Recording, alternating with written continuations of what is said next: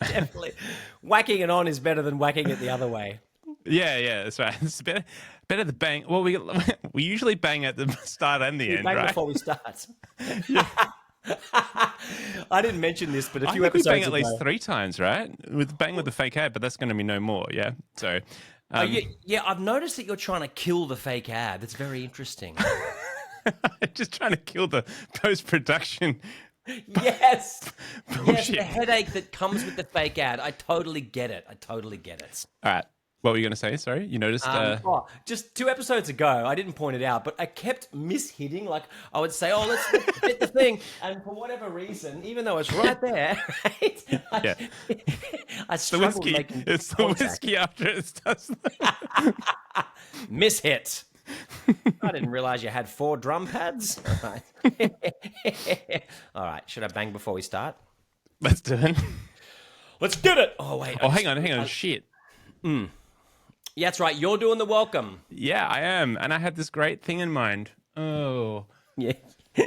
I mean, if one was lazy, one might just say something whack instead of saying something whack. all right. Let's do it. All right, here we go, legend.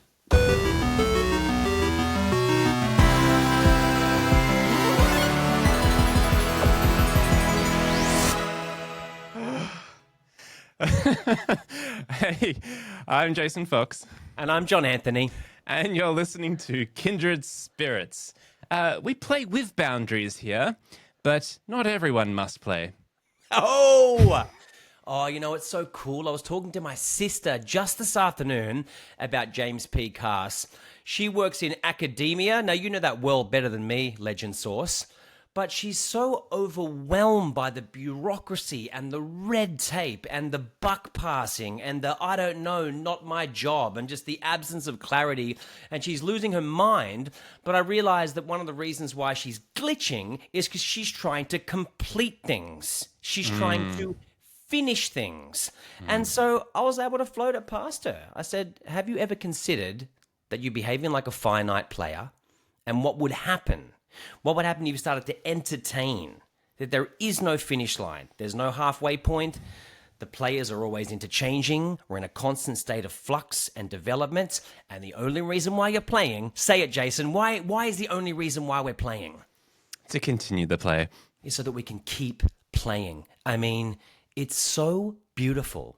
And my sister's a very clever person. She said, I think I want to read this book. I said, I think you must. Because in many ways, wouldn't you argue it's such a beautiful philosophical breakthrough as a way in which to unfold your existence? Wow, that you handle that so beautifully. Yes, yes. I don't like having favorites. I'll always bracket it. It's like in my top 3. But if I was to pick a favorite, Finite Infinite Games is my favorite philosophical work. In fact, just this morning, I was in a conversation with a couple of friends, one of which studied with James Cass, and we've Wow. been meeting every week for quite a while. He's been he reached out to me many years ago, but because he subscribed to my newsletter, and we've kept in touch.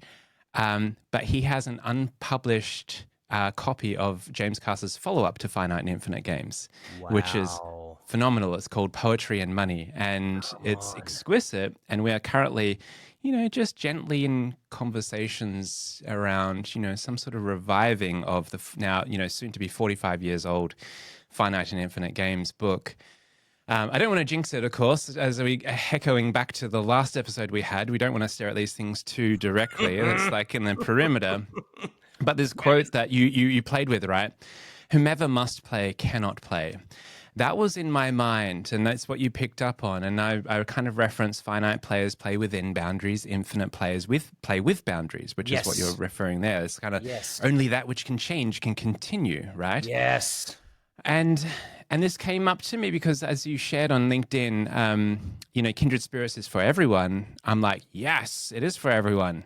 And at the same time, so many of us have veiled ourselves from our infinite nature, that we've forgotten the infinite game. We've forgotten that we are infinite players. And we become so swept up in these finite games with all their terminal seriousness that we forget that all of this can be subject to change, including how we show up and play. Beautiful, beautiful. You know, it's funny because. Sorry, mate. Don't let me stop you. You got some more juice?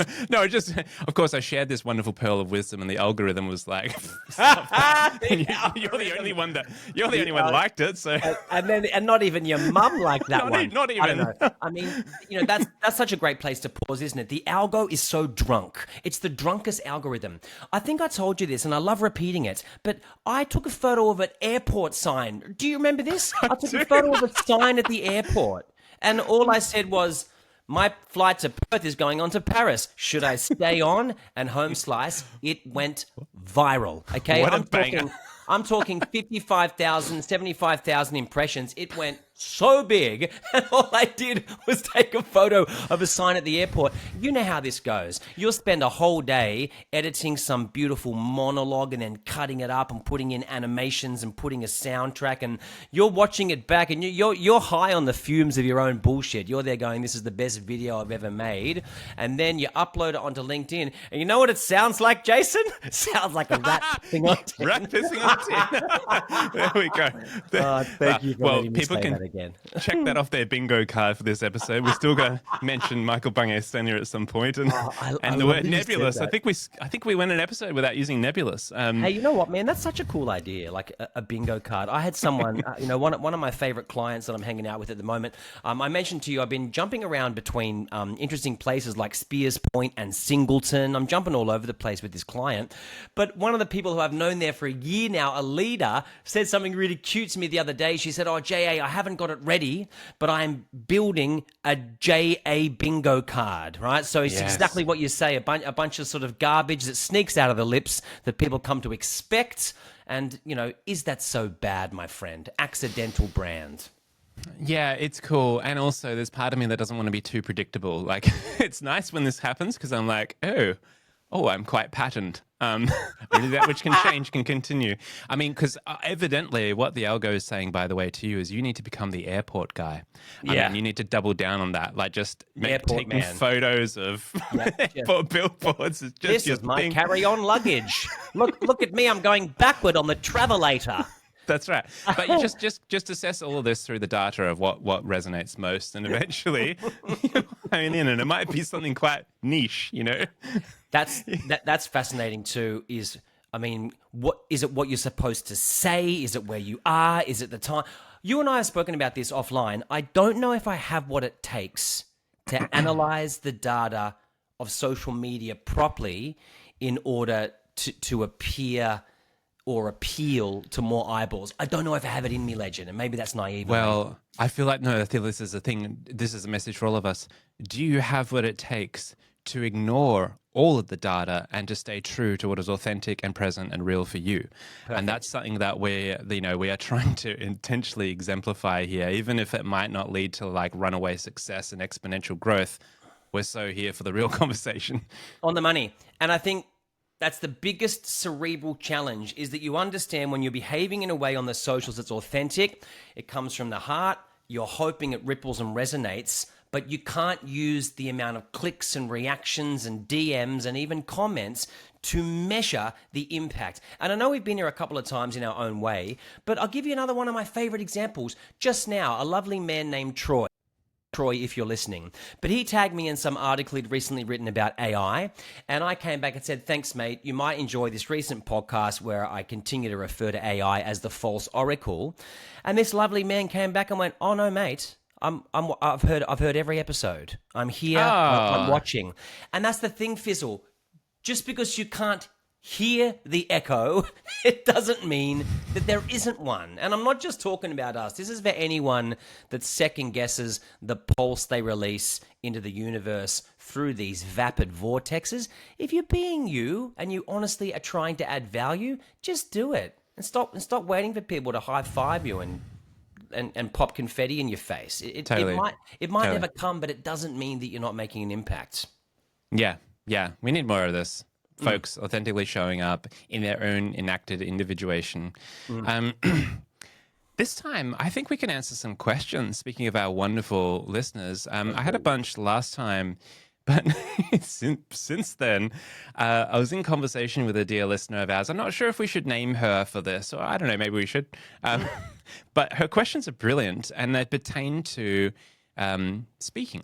Great. And one of the things that the premise of this is, whilst this is for everyone, I love that we can just talk shop. And by talking shop, I mean there is this weird world of the craft of, I've been playing with the framing. By the way, this might be the first episode for our shift into Substack, where Kindred Spirits Pod, all one word, .substack.com. I'm really liking the whole bard and wizard vibe for the combo. And there's something about the magic of events and how we show up. And, for folks that want to speak at events, there's obviously lots of questions on their mind. And I have a collection of, I think, 7 questions here. Maybe, hang on, 1, 2, 3, 4, 5, 6, 7. 7 questions here that pertain to speaking. I thought it could be fun for us just to play with it. And here's the fun thing. I don't think either of us have actually been in the audience where the other one has spoken, have we? That's a fascinating point. Neither of us has ever seen the other one speak. Very interesting points. Yeah, but we also know each other is awesome. So, so this is kind of fascinating. But what's awesome, and this is certainly my lens of you, Legend, you just, you dance blissfully on the fumes of reputation. I don't need to see you speak to know that you're an amazing speaker. And let's be honest, you have done a lot more keynote speeches than me. I know you've had periods where you'll sort of spend a year doing mostly only that, whereas I have it sort of folded in amongst the many things that I do. I think your gamut of experience is really impressive, mate. Thank you. But recall one of the things, I can't remember if I was saying this to you directly or to Kim or someone. Is like, you are such a profound, the frequency, the resonance in which that you bring. And as I was saying to Kim, it's like, and he hasn't been corrupted by well-intended advice, because the landscape here is saturated by well-intended but pretty standardized and I would say outdated advice as to what makes for a good speaker and a good presentation. I'd also go as far to say that the whole event industry is due for a renaissance. It's so stale and tired, and what we consider to be the epitome of a keynote speaker I think is outdated largely. I think that that there's a lot more subtle subversive magic that someone brings. Nice. And part of the thing here, right, is it's not about them. We need to collapse. We need to dismantle and reimagine the speaker archetype. Yes, exactly. And this is where I think that your experience with music is such a key part of the alchemy that has been missed as we've over-glorified the intellectual TED-style sage from the sage pontificating, pithy, tweetable, lines. Yes. Sound bites.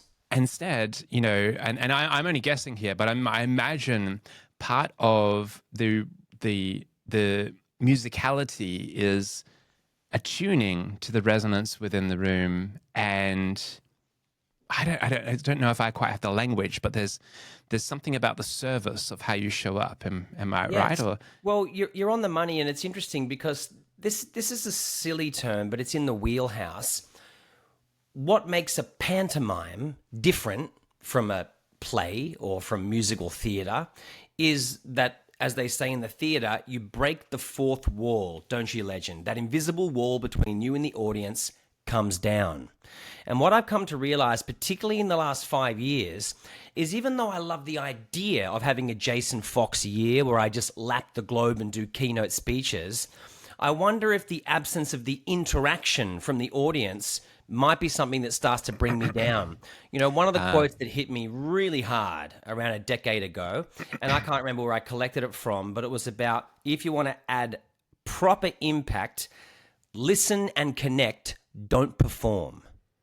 And if you think about it, Legend, a keynote speech, much like a lecture, lends itself to a performance, doesn't it? It's you, it's up there, they're on mutes, and they get to watch the show. And that's really not the same thing, is it, as breaking the fourth wall and trying to find a way to let them into what's going on. Yes, 100%. I would suggest that. I mean, I like the distinction of lecture, and sometimes there is a role for attending a lecture when you are, hearing the exquisite distillations of a professor well versed in their field, and you have enough of the knowledge to kind of track and be like fascinated. Great. But the reality Downloading is, research. I would say all of my keynotes for many, many years now have had a large interactive component, and the delineations between keynotes versus workshops versus facilitation versus training, all that they just blur. Great. And there's a question here. This may be the first question that we play with here. Our dear listener asks, "What do most speakers get wrong about their audience?" Oh, sorry. Oh, hang on. What's that? No, we'll get that. What I meant to ask is, what's a common rule of speaking you love breaking? Ooh, I mean, maybe we just went there by accident. It's one that you're already breaking, and one that I don't like, which is that they're supposed to shut up and listen to you.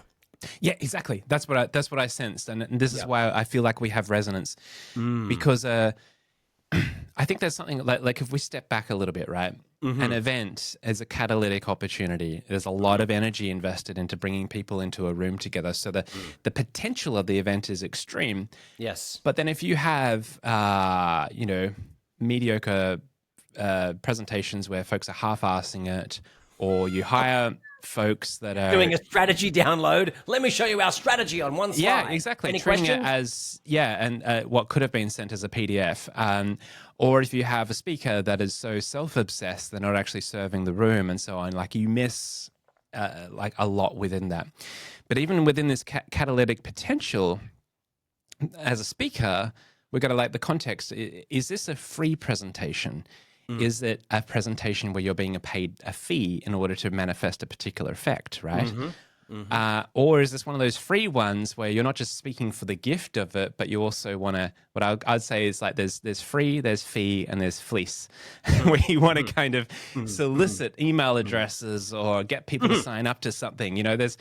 They're all legitimate, but there's a different orientation and a skew with it all. But a common thing amongst it all is it's not just shut up and listen to this expert speak at you. That's it. Find a way to let them in. And I'd be keen to hear a bit more, and maybe it goes into some of the questions from our dear listener, but how do you do it, Fizzle? I mean, I'm sure people are interested in knowing, okay, I want to be a speaker or I want to speak more. I'm not interested in talking at people. This idea of listen and connect, don't perform, appeals to me. How do we do it? So what's some of your interventions? How do you get it going, Fizzwaz? It's a good question, and I'm going to add this to the mix. This is going to be fun. I got a feeling there's going to be more than we can handle here, which is okay because we're gonna. There's a lot to this, and I would rather that we go into depth and nuance than. So then tick them off. And you know what I want to say before we go deeper, Fizz? Listeners who are on board thus far, don't get bent on speaking or keynote speech. I think we're just talking about communicating. So I really want a sort of a broad lens to this. You're up at the meeting. You're talking to a client. You're out to dinner. Like let's go broad on this. Yeah, I'm so glad that you dissolved that, and that's exactly how I was going to respond to the question of how we create so much pressure with these things when something I find myself saying to folks is like, this is just an opportunity for you to share stuff, and you have a really sacred context where you have anywhere between half an hour to 90 minutes effectively uninterrupted, where you can take a room to places that most normal conversations wouldn't get to because it's a dynamic and stuff. So the more that we can have this in folks' minds feeling like you're in your lounge room with friends and you're sharing stuff. I think that's a really good primary disposition for this. Yes. And oddly, folks will see through our attempts to do status games, like to up our status and so on. What we want, what actually communicates more power is humble honesty Yeah. and, humor and stuff like that. Wouldn't you agree? 100%. And I think one of the things that you do very well, and again, not even having seen you speak, but you are fantastic at self ironic humor. And I think this plays really beautifully into particular markets. And you know more about this than me because I think you're certainly more global than I am. But when I'm jumping around in Australia or New Zealand or the UK, they love it if you can take the piss out of yourself. If you can Oh, yeah. poke fun at you, it's instantly charming and disarming. And there's something there, isn't it? Because, tall poppy appears straight away. The second you appear, the second you're up on stage, the second you're 15 centimeters physically higher than them, they're thinking, who the fuck is this person? Why should I sit here and listen to this? And yet, I mean, I'm so with you. And across most markets, I would say that that is the case. But not so much in North America, particularly in the US. Interesting. Tell us more about this, Fizz. Well, just my experience has been, I someone was doing a presentation, and they were kind of spending the first good 30% talking about themselves, their experience, and so on. Wow. And I thought it was satire. I genuinely thought this is parody. And I was thinking around, and people were lapping it up. They loved it. And I feel that taking the piss out of yourself and so on. It's in that context, in my experience, mostly hasn't translated into much authoritative power. Interesting. It's made it relatable, but kind of cute because there's still a bit more of that, what do you call it, appeal to authority, cognitive bias. Like you want to have the hero character and... So not the best idea in that market, Fizz. Potentially not, but the thing is, we got to find the thing that works within each of us. And some of my favorite speakers are reluctant speakers. They're not. I had this period once where I was part of an association, which I had benefited from immensely from mentoring, but. As a professional speakers association in Australia, and I caught up with someone, and apparently they're really great at the moment. But there was this brief period many years ago where the association attracted folks who just wanted to speak. They didn't know what their message was. They didn't know what they were doing. They just wanted to speak. And there's something a little skew-if about that orientation. Yeah, cool. You know what I mean? Yes, I know exactly what you mean. It's, I mean, you see it's... I don't know, this might feel like a weird sidestep, but you see that in the creative arts often. So people who say, I want to be an actor, and you say, why do you want to be an actor? What? Because I want to be famous. I want people to know who I am. I want to live somewhere cool. I want to be notorious. It's like, but do you care for the craft? Do you care about the art? Do you want to understand the history of it? Are you trying to move people? No, you've confused me. I just want to be an actor. It's we used to talk about it when I was studying music at university, but you meet these up-and-coming musos and they say all the gear and no idea, right? So they love purchasing all the tech, and they've got the gadgets, and they've got US-made guitars, and all the shit's cool, but they're not writing any music. They don't have anything to say.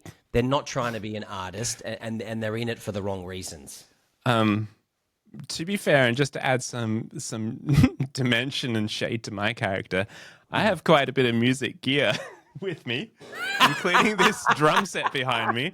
Do I know how to play it or use it? Oh, not really so much. It's been cathartic and lovely, but I guess it's been okay as a side hobby to like allow myself an outlet, but think about it. But you're not saying I'm trying to be a rock star. True. This idea of like, I want to be a speaker. Why? So I can speak. What do you have to say? I don't care. Just make me a speaker. What's happening here? That's what are right. we doing? That's right. We see the same with thought leadership, and then it's so easy now with AI, right? So here's a great question from our dear listener, and I'm genuinely fascinated in what your response to this would be. What are your pre-stage rituals, or what do you do pre-stage before a big keynote or event? This is good. Well, one thing that I learned over probably a decade ago, and lots of people would have seen this, our friend Amy Cuddy and power posing. You ever see this, Fizz? Right? I've learned to do that quite a bit. You need to do it in private. There's no point in doing it in front of people, but I've certainly learned that you can trick your brain into thinking that you're doing better or sensing that you have more power by extending your arms out and sort of, puffing out your chest and opening yourself up into the world, the starfish, the Wonder Woman, that type of thing, I'm all about. But that's usually right before. In the build up, it's just all the really obvious stuff. If I can take a run, I'll do it. I make sure I get a good night's sleep. I'm not really boozing. I don't go anywhere near any booze before events.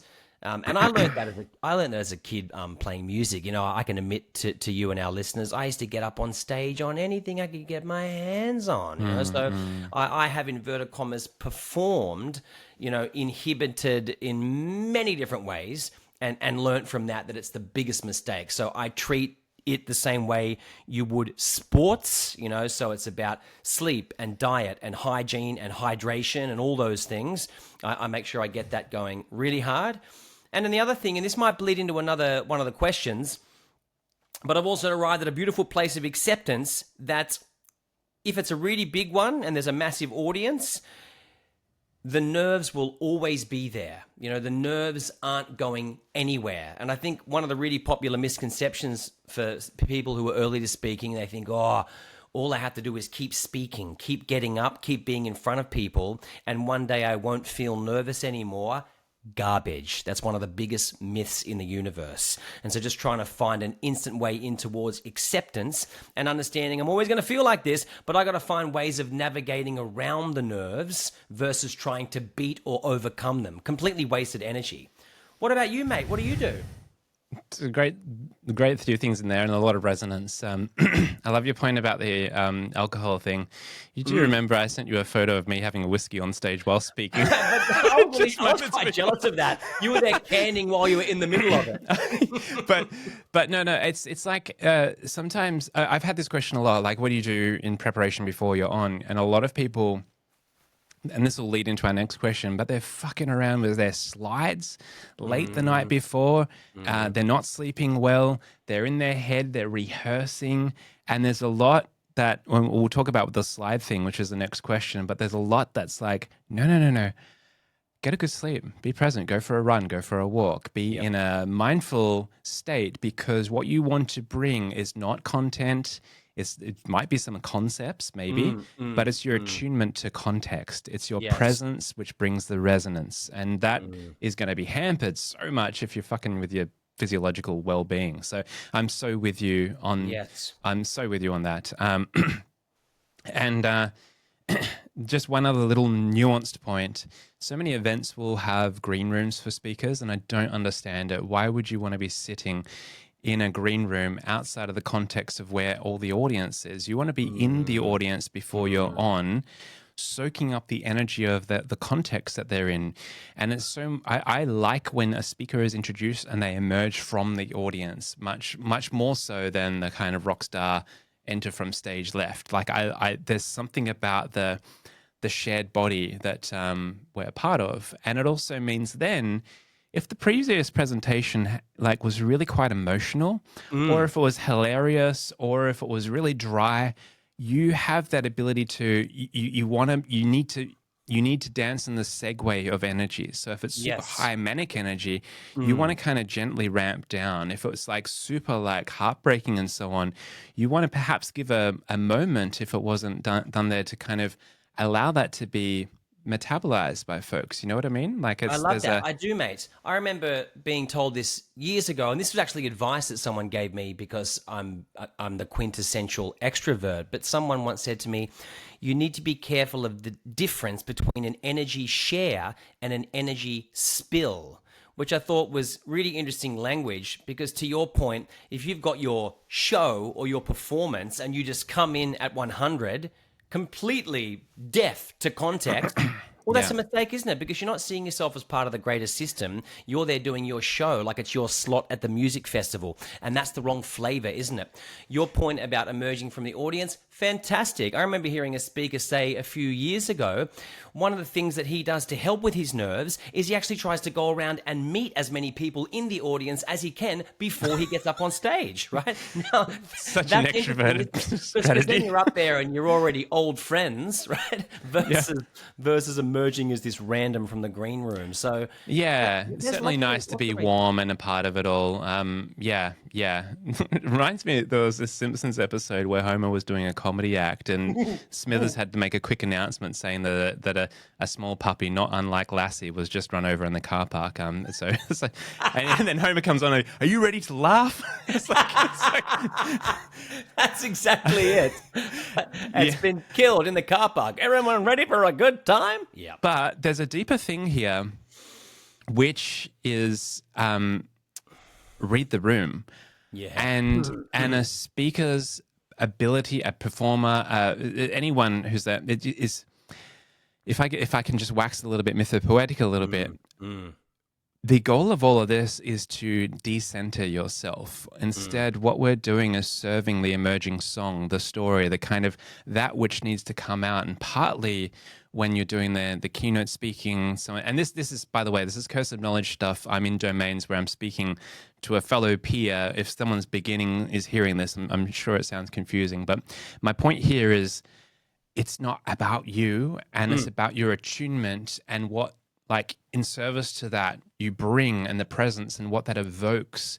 It taps into that emergent potential that, wouldn't have been possible if not for the people that are gathered in that moment. Which segues us to our next question from our dear listener. Yes. What is your view on slides? Oh. I know I have strong opinions on this, so I'm look, looking. I mean, this is again me using my instincts, but I've got a strong feeling that you're super anti. In fact, I think you might be that cat who's got the stones to do one sans slides entirely.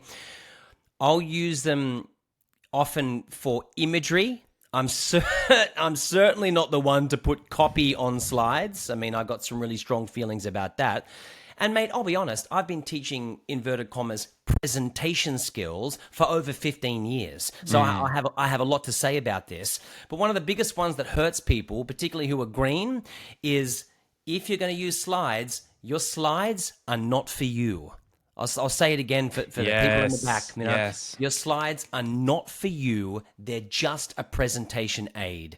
And so often what I'll suggest to people is you might want to use an image on a slide to remind you of the thing that you'd planned on talking about. But golly gosh, if you need your slide to do your presentation, if the slide is the thing that you need to do it, then you blew it. And the truth of it is, and I'm just going to say it, you're not prepared. You're not ready. You haven't thought enough about what you want to say. It's a performance, or even worse, you're reading a script. Keen for your brain on this, mate. Yeah. Oh, no. As I suspect with most things, there's deep resonance and overlap. I feel like sometimes the rooms just have huge fuck off displays, and it would be like criminal to not have some use of them. Like it's just, it serves the aesthetics of the room. And though when you do use that, you don't want to have bright slides because you don't want folks to be blinded by the contrast. You want them to be relatively minimal. It's a chance for you to kind of really wax your design savvy. And with slides, of course, less is more. I love that your point there is it's not for you. It's an enhancement. It's for the audience. Yes. But this whole thing, I think slides are a dangerous distraction when people are preparing a presentation, because most people, when they're preparing a presentation, they open up PowerPoint or Keynote on their computer and they're like fiddling around with slides, and they think that is the preparation for the presentation, but it's not. Yes. And what can happen is people create this perfect scripted sense of what the presentation could be. And then in real time, either they miss a slide or something takes a little bit longer or something happens. And then a real-time judging with this kind of metacognitive editor about how they're falling short of this idealized version of what it should be instead of being present to what is emergent. And so I would suggest that with slides, it comes down to this preparation thing. The saying I like to say is like, are you prepared to wing it? Yeah. Because some of the best things that happen is the technology fails and you, the professional speaker, or at least the external, or at least the savvy, shows up, and it's okay. You're prepared to wing it. You're good to go. You've got I think that's a beautiful litmus test. what's going to happen if the tech shits itself? Can you still do it when the tech fails? And if the answer is no, then you haven't prepared enough, or you haven't thought enough about what you're going to say, or even worse, you don't know enough about what it is that you were going to say. And so it's a balance, isn't it? And I like your point. I think, flexing your flavor, your brand, some of your colors, your typography, helping to create a mood, using them in that way as an aid, I think is fantastic. But I always say if your slide is a crutcher that you need to support yourself for doing the prezzo, then what happens when the crutcher gets kicked out from underneath you? Yeah. And it's wonderful. It's like, these moments require us to dance. And honestly, then the most enlivening times, there are times where I've seen, really serious professional people, and then the technology fails and stuff like that. And there's this humbling, but then this kind of humanity and humbleness and humor breaks through, and they you can see they're kind of sweating and stuff, and they don't know what to do, but like it's everyone in the room is with them because no one wants to say it. Like it's just we're all there, we're on your side. It's this beautiful beautiful moment that emerges. There's a good segue here from that question on slides. Yeah. How do you make a speech funny? Is it situational, or do you have a go-to angle prepared? And the reason I segue this is I know a lot of people rely on funny slides as their humor, and I would feel like, oh, you've got it in you. You've got it in you. Great. Well, again, I feel like this is going to be situational based, a person-centric, bespoke thing. So all we can do is talk from our experience. But situational-based, person, bespoke thing. Yeah. As they say. Yeah, that's right. As we say in the industry. But I would never. Oh, look, you should never say never. I would never set up a joke slide. It's such a trap. It's such a trap. It's like putting in the footnotes of your slide, open brackets, allow time for audience laughter. What are you doing? So you're operating on this assumption that you're about to do a funny. I always say to people, if you can get them laughing, that's fantastic, but their laughter is a bonus. Them laughing is a bonus. It's not something that you hinge the momentum of your talk on. It needs to be happening peripherally. So that might be an annoying response, but I don't think you can try to be funny. I think you can show up with good humor, but I don't know that funny by design is the best approach. Whomever must be funny cannot be funny. Humor can't be forced, right? But there is this comes back to something that united us from the start. It's a disposition, and there is a glint. And if you have a way of being on stage and a way of seeing life that welcomes in irony and paradox and the unexpected and bafflement and just minute observations that most people see but few people give voice to, like that's enough peppering. It's like I don't know if I'm getting pedantic with the language here, but rather than funny, and I can't stand the word jokes, right?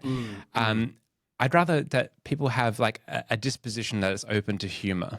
You know what I mean? I think it's a much safer approach because it comes from a place of authenticity. I remember in the past I would say to people, particularly new clients or people who are about to roll the dice, I'd say, hey, if you don't like frivolity, then you might not like me. I might not be your flavor. And sometimes there is something about that sort of playful, jovial essence that seems to disrupt or offend. But I think, again, to your point, the way we found each other was in the glint because we sense the infinite player, the tricks of disposition, and there's something about that approach that is often disarming. People know that we're there trying to add value, but also not trying to take the whole thing so seriously. And so there's something about that breed of humor that comes through in a way that's authentic. And I like the idea about thinking of it as garnish. Maybe it is just garnish that you're peppering in between the things that you say. And one thing that I've discovered over the years is often I am the funniest when I'm not trying to be, man. Yeah, totally. I seem to get the biggest lols when I'm not trying to be funny at all. There is something that helps with humor, and there's also a caveat that I want to add to this as well. But like, partly, you and I lean heavily into trickster, jester, fool archetypes.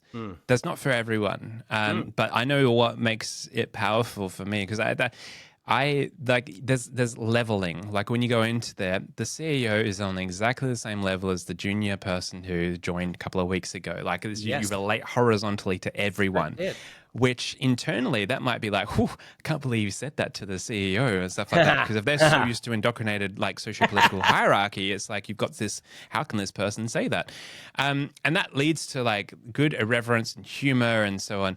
But I just want to say, like, for the folks that don't necessarily resonate with the trickster, fool, jester kind of roguish frivolity that we like to frolic within, that's okay, because there are like I've been spellbound by folks that have told tales of in medical profession of lives that have been saved, and people that have had long-term troubles with drugs and so on, and how they've recovered, and it's just been like, I guess there's this thing that we think we have to be funny, and I think what you and I are both trying to dispel is no, don't worry about it. You don't have to be anything other than authentic and true to you.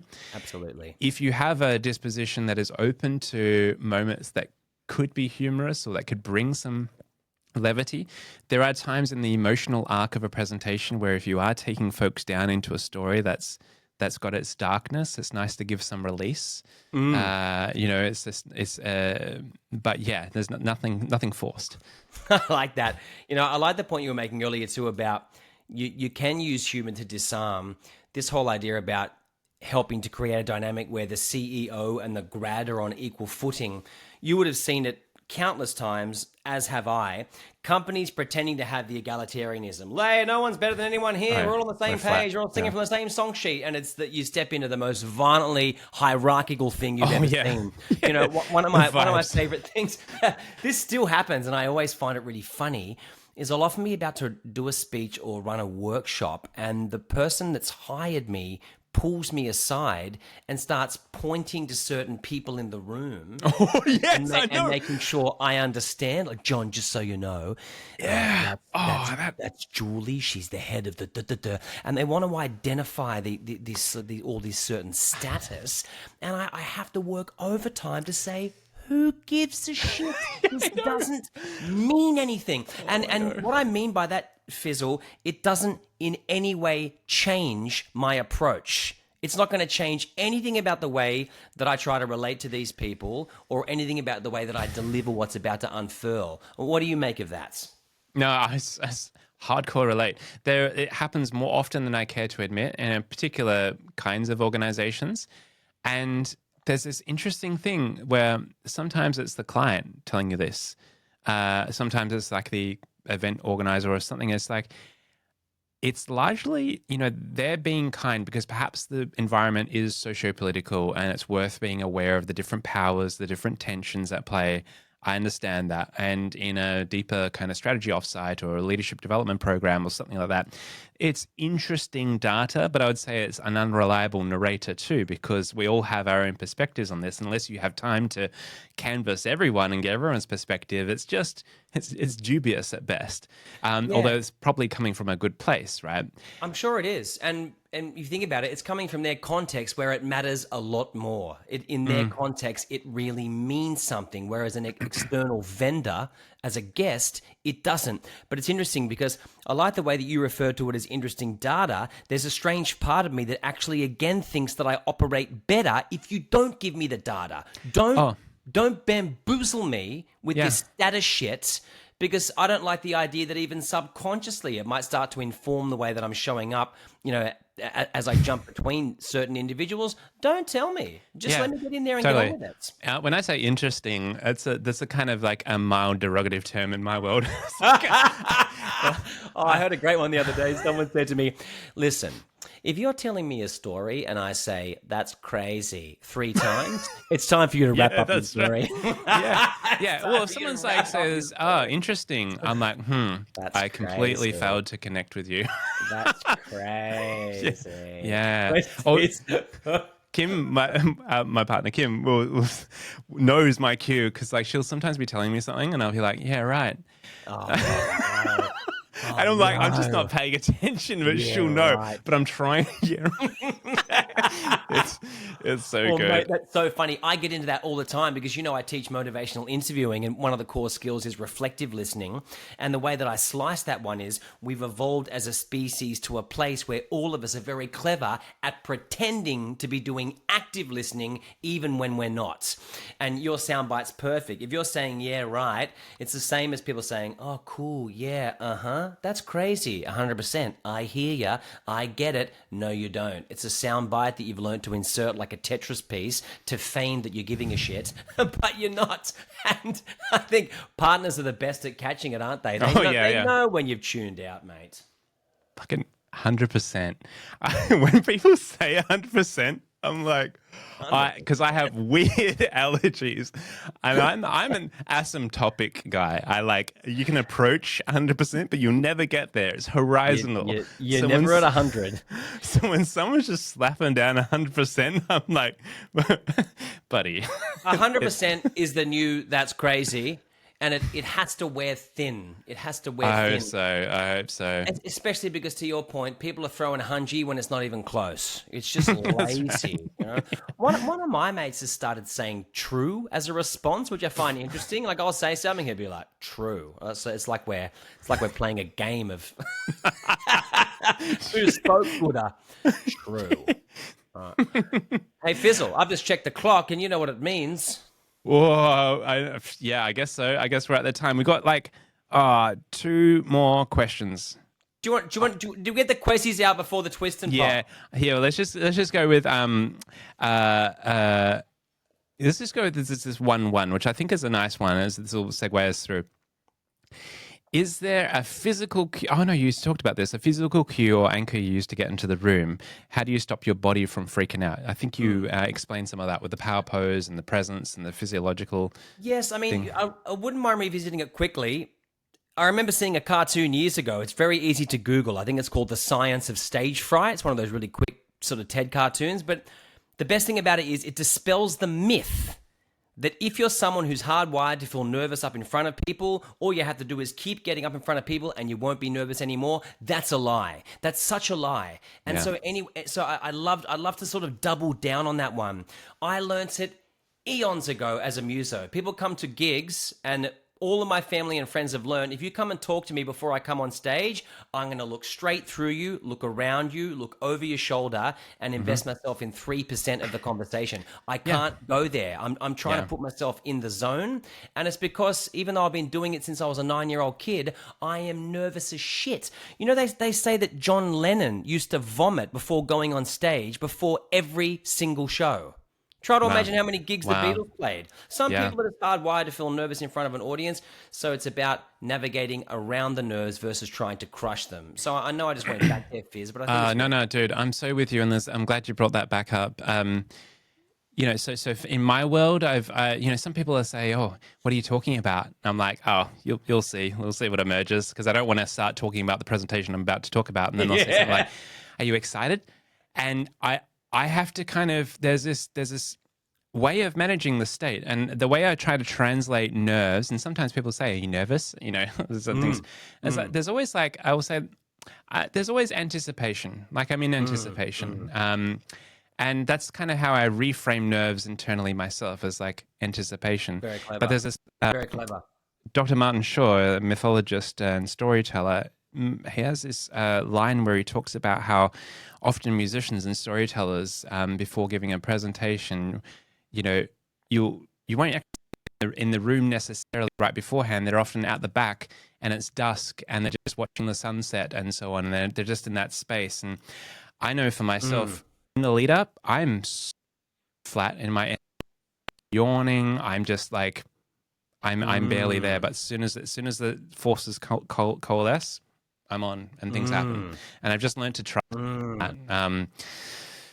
Yeah, that's fascinating. I've always chalked that up to the extrovert archetype because I've lost count of how many times now I'll be in a room that's empty and I'll be flat as a tack. I'll think I don't have anything in me. How am I going to do this?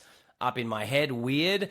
And then the second the room fills up with people, I energize straight to 100%. 100%. 100%. All right, let's do it. I mean, maybe we'll reflect on some more things after this, but I think we did some good honoring of the questions there, and thank you there, listener, for that. We have Thank you, dear listener. Thank you to all the peeps that are listening. It's really occurring to me that a lot more people are listening than are telling us, and this is a massive shout out to all of you. Thank you for being here with us, our fellow kindred spirits. All right, I'm going to hit the thing. Are you ready, Fizz? It's whiskey time. Do we do it before whiskey? We do on this episode. All right. Whiskey time. I mean, if you're going to delete the fake ad, I'm going to start mucking around with the great. format as well. Yeah, why not? Whiskey time. I love it. Woo. All right. This is the Rainbow Cloud, and that's only a reference for Jason because I stuck all these weird stickers on the whiskies that I gave. Are you ready to see it? Now, Fizzle, we've already been here in a different way. In our first episode, we're doing another Mizunara cask. Okay? Ooh. So this one is an Irish distillery called Glendalough. Let me do the twist and pop, and then we'll keep talking. Here it comes. Oh. Look, there was plenty of pop, but let's be honest, there was zero twist. That's okay. That's okay. That was good pop. Ain't no chubby checker on that one. You know, I was watching it back, our last one, to do a promo edit, and I loved when you tipped up half a dram and it didn't make a single sound. Yeah. You couldn't have been closer to the mic. Well, see how you go. I mean... All right, so Legend, I'm obsessed with this. I love Mizunara cask. The first time I was exposed to it would have been around 8 years ago, maybe 6, and it was the same distillery, Glendalough, and this was a 13-year-old. So 13 years in a bourbon barrel, and then 1 year into the Mizunara, and it was an absolute face melter. Oh, I just spoke over your glunk glunk. Oh, I'm so sorry. I'm rushing ahead. I'm so excited about this. Here you go. Here's my glunk. Oh, nice. Did that come the through? glass I came don't through. like it. Yeah, the glass came through. A nice little singing of the glass. So Mizunara, I know we spoke about it earlier, but it's such an interesting wood. One of my favorite things about it is Japan's got really strict protocols around when you're allowed to cut it down. And you might recall, Fizzle, it's 2 centuries. Okay, so 200 years until they're allowed to harvest. Apparently, the wood's quite difficult to work with. Making casks isn't easy. And one of the unique things about this, in comparison to other wood that they use in whiskies, is that it's way more porous. And so, from what I understand about it, there's more exposure to air and other elements while it's maturing. Wow. And so often you'll see Mizunara as the finish. Okay, so if you look at most Mizunara whiskies, you'll see them start in something like a bourbon barrel and then maybe the last year in the Mizunara. So that's about as geeky as I'll go, unless there's anything you want to say about Mizunara, Legend. Oh, they're such beautiful trees, and it's so nice. I'm going to a little side note. We're listening to someone who's a profound, Layman Pascal, who's like this incredible mind in the integral space, meta-modern philosopher, thinker, fourth way scholar, wrote the book Gurdjieff for a Time Between Worlds. And he was talking about how there's a shamanic practice of kind of taking the local plants and boiling them up in water and kind of imbibing the spirit, the anima mundi, or the spirit of the locale you're in, as a kind of like a deepening affinity. And I just, the shamanism, all of that aside, I do like that there's a reverence in which the tree is held. There's protocols around when it's harvest, and then the way that it's treated with the whiskey is a real honoring of the wood itself. And I love that how you shared that with us. And protocols is a great way to put it too. I like that language, and there's an obvious scarcity thing in play, isn't there? If it's taking 200 to harvest, then it's not readily available. It's out there less often, and that impacts lots of things, including the price point. But there's something very unique about the flavor, particularly when compared to French oak and other European. Yeah. I think there's similar disciplines around peat harvesting as well, because that takes quite a long time for peat to manifest. I know, at least in Tasmania, that's It's very restricted. It's going to be fun to go there in future eps. We haven't really gone anywhere near Pete Town, but hey, Yeah, we yeah, are at the we'll beginning. get there. Oh All my right, gosh, on the the nose. legs on this are so nice, and the color is just marvelous.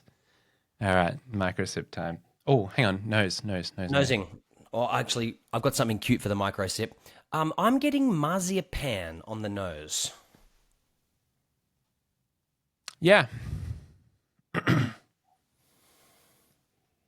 There's something more earthy at play here, particularly compared to the last one we had. yeah, I'm getting like a bit of crushed hazelnut as well, marzipan. Oh, that's nice. Yeah, and maybe something a bit more floral. I'm getting earthy and kind of floral notes on the nose. Yeah, I feel like the earthiness is like almost like topsoil. Like you'd know this as a lawn fellow. I'm pretty That's a sure. lawn, man. Just like it's not deep. It's not kind of like just topsoil, like slightly sandy topsoil. But yeah, the and now I'm flower getting, is there. and now I'm getting now I'm sort of going into hay and honeysuckle kind of territory. It's funny because I didn't want to say honey because I'm getting more botanical, but that's why I'm going honeysuckle. Yes, I like that distinction. Did you ever do that, I Fizz, was as a just kid? about to ask you. So good, like getting a little stem out. Yeah, it's so good. I took a lot of joy showing that to my daughter when she was about 3 or 4, like just picking those flowers with her and getting that little bit of nectar. Yeah. So we got All right, sweet. Now, how cute is honeysuckle, this? This is boring unless you're checking us on YouTube, but I don't know where I found this. I've got this tiny little chalice. You see this, Fizzle? Oh, I do. And I've decided to use. I'm going to call it the spit chalice, right? And I'm going to use it just for the micro sip. And I'm gonna get you a spit chalice too, old sport. Oh, good. Are you still Mostly gonna, so I can keep saying spit chalice. You're still going to swallow, right? Oh yeah, it's not one. It's not that. I'm not going to return it. Okay. I'm not going to return it. No, good question. J.A. He swallows. Sorry. Sorry.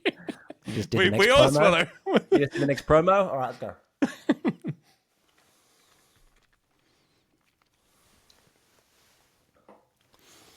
P.S. The discipline. So, I told Jason this offline, but I brought you a sample of this. I don't know, months ago.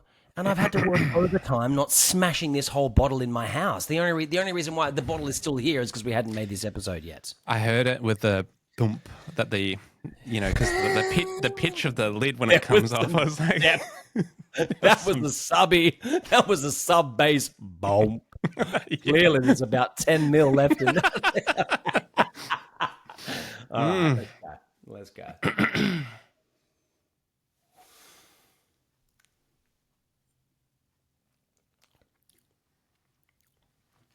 It's funny because I wasn't thinking about the legs until you spoke about them, but the side of the glass is fascinating.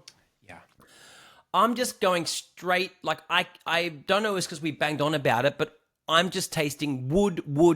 Like are you getting Yeah. that, Fizz? Like I'm hardly Yeah, man. getting anything else. I'm in a forest. There's something about like where you can breathe out into your mouth. So it's like an interesting way to experience the flavor. And like the image that is evoked from this is climbing.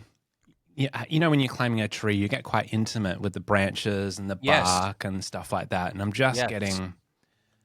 Yeah, I haven't refined this further, but there's like healthy living wood is the Yeah. vibe.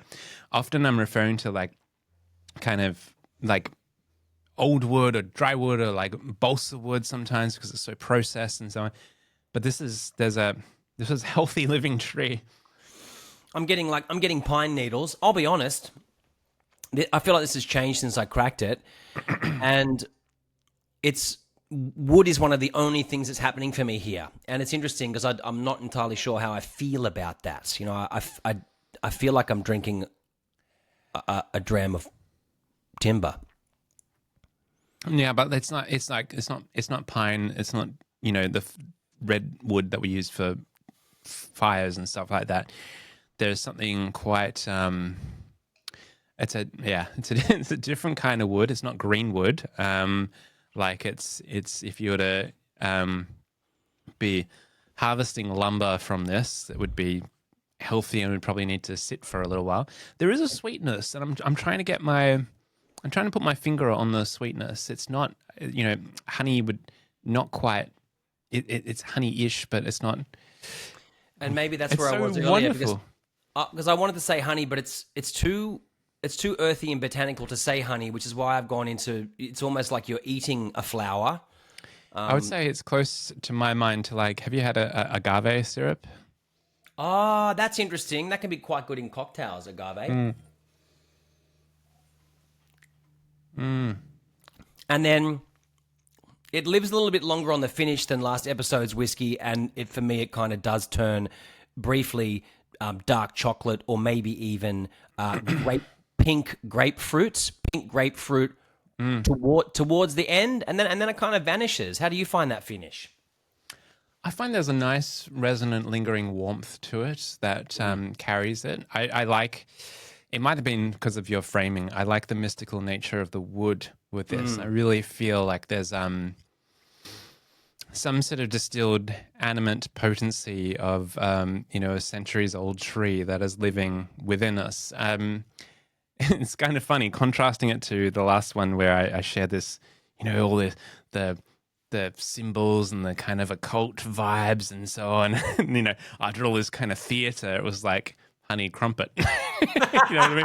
It was like, whereas this one, even though I think it would be unfair to say this is simple because I feel like it is offering me a portal into a world that I don't have the language for.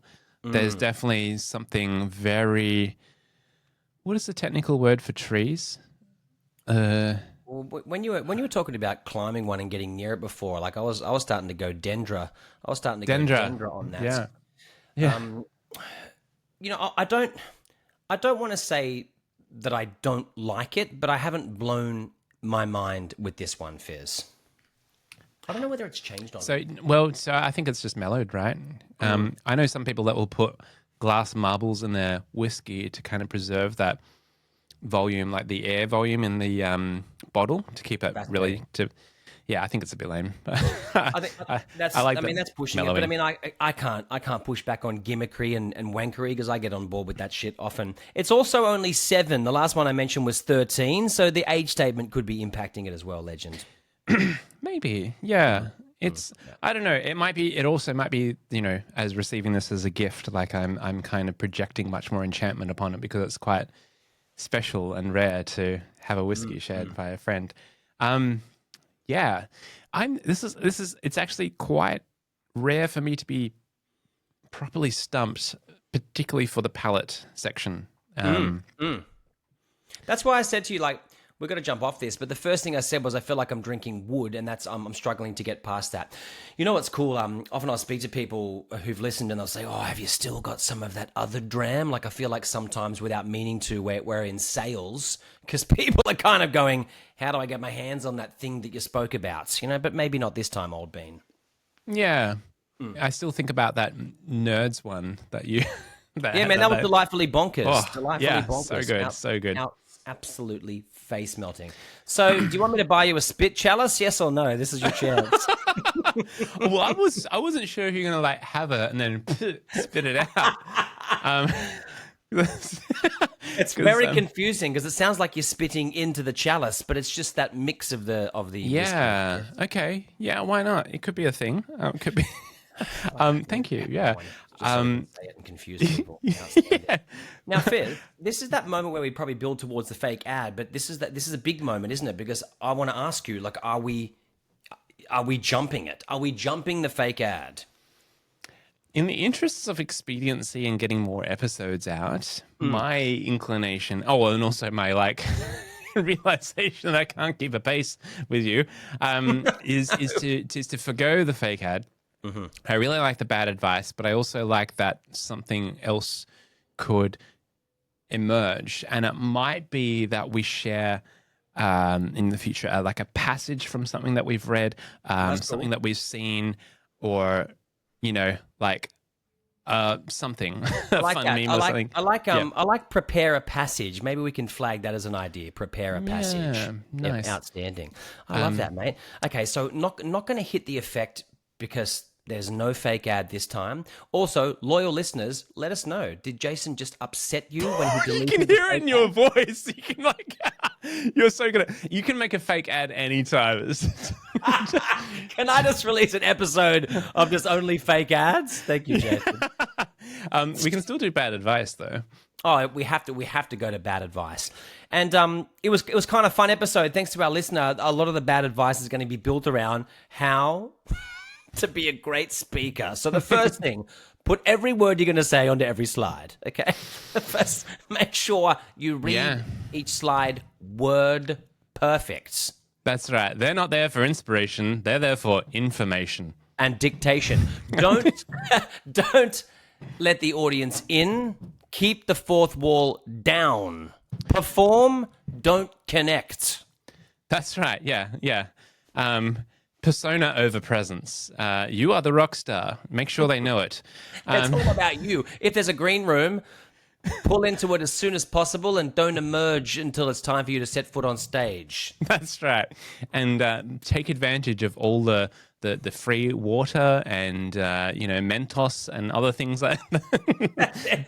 If there are other speakers, don't listen to them. Don't try to get any context of the overarching themes of the day or a read on the audience at all. Just get out there and, Jason, you do you. That's you fucking yeah. Wow, yeah. Yeah, your other speakers, you should treat them as competition, not as collaborators and creating a wondrous experience, but as like competition to grind into the dust and besmirch in all sorts of subtle ways. You should also pay particular attention if your client is pointing out people that you need to be aware of, or or weird undercurrents. That's material for you to weave into your keynote and Change gears and tweak your approach depending on hierarchy. Buy into hierarchy and make sure you help solidify those paradigms. yeah, and just make sure you're funny. Okay, like if you're not getting a laugh a minute, then you're. Yeah, that's right. If they're not laughing, you fucked it. Yeah, that's right. Oh, yeah, open brackets, allow time for laughter. There's a good one, Fizz. If they're not laughing, just keep waiting because eventually they will. Yeah, that's right. Oh, good. That should set them good. Very cool. And how nice. I mean, if you think about it, we broke the fourth wall properly for the first time today in Kindred Spirits by letting our listeners start to throw some questions at us. So keep them coming, friends. Keep it alive. This is supposed to feel like a fireside chat. You know, one of my favorite comments recently came from our mutual friend, Michael, who was saying that he was in the car listening to us and he kept responding. He kept going, oh, yeah, because I also, shout out to my friend Nicholas in Elibana, who also listens a lot. Often he'll say that. He'll say, oh, man, I went to put in my 2 cents and then I forgot that I wasn't there talking to you. Oh, that's fantastic. This is the point, isn't it? This is the whole point of Kindred Spirits. Yeah, yeah. And I'm slightly hopeful with this new home in Substack, because if you have a question or something comes to mind, you can easily jump on there and leave a comment. kindredspiritspod.substack.com. Thank you, Fizz. And apologies to new friends. I'm very new to Subby. So if you see me on Substack being a little bit slow on the uptake, I'm just learning the interface. Jason's a couple of steps in front. But yes, what a fantastic reminder and another great way to continue collapsing the fourth wall between our banter and our listeners. Get into the subby, start chatting, start hanging, and also fuck it, also LinkedIn too. It's been cool when people have brought up Kindred Spirits stuff there. It's like we have to, by necessity, spend some time on that platform. So why not brighten that world by sharing a little bit of what's lighting your world up too? On the money. Absolute pleasure. Well, Fizzle, as always, it's been a delightful, decadent, delicious disaster. All right, we ready to bang? I love to bang the thing at the end. Some people like to bang at the top. I think that's weird. All right. Always. See you, mate. See you all.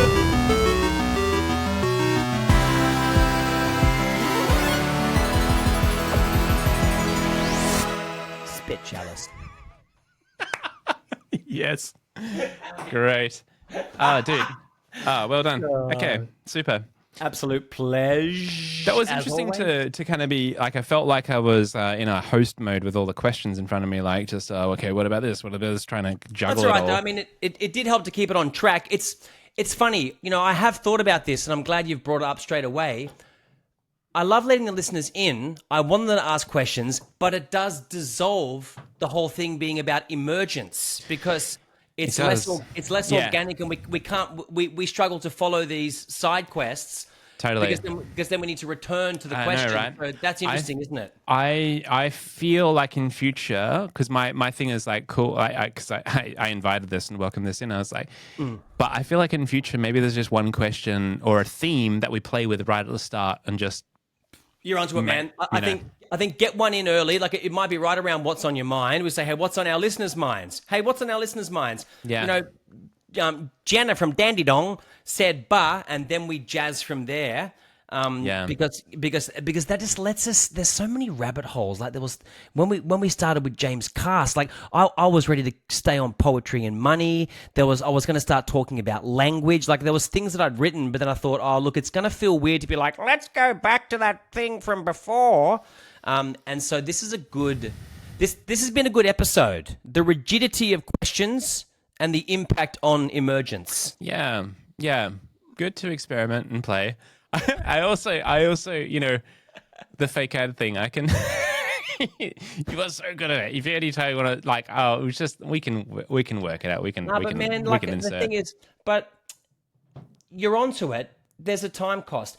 Okay, so here's a great example. You've got to fuck around making it launch, and then I'm in the background fucking around making the promo. For every one of those tiny clips, like the one that I did yesterday, that's like an hour and a half. Like I know, right? The shit that we're doing behind the scenes, both of us appreciate. The other one is dumping time into it. And sometimes the algo treats it like a rat pissing on tin. Right, it's a rat pissing on absolute tin. I've got, there's two more from the last episode that I'd love to get going. And so it's going to be an interesting conundrum because we are trying to strike that balance between giving it the best chance, but then also making it as seamless and easy as possible. The last thing this can ever feel like is work for either of us. Yeah. It can't feel like work. Oh, well, we're alive to the tension. We're figuring our way through. The Substack thing could be a place for this to live, and yeah. Hey, Jason, did you notice that my cravat disappeared mid-episode? No? I certainly did. And then I was like, am I going to be that guy who tries to return the cravat into the... Where did it go? Well, no idea. I feel like I swallowed it with my ass.